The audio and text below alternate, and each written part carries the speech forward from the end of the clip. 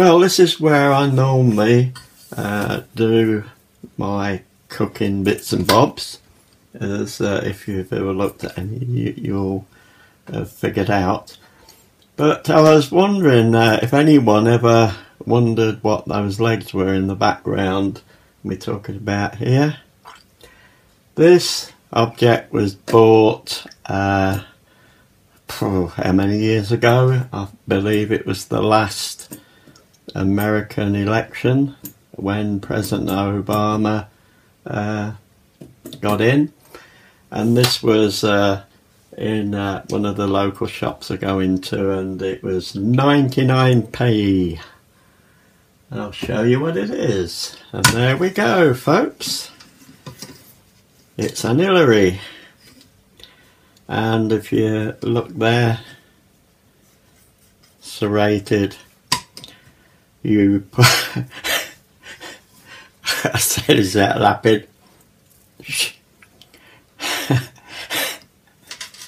Right, shut up. You put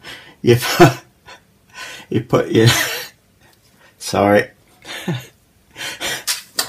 I will say this. You put your nuts in there and squeeze, and it cracks them.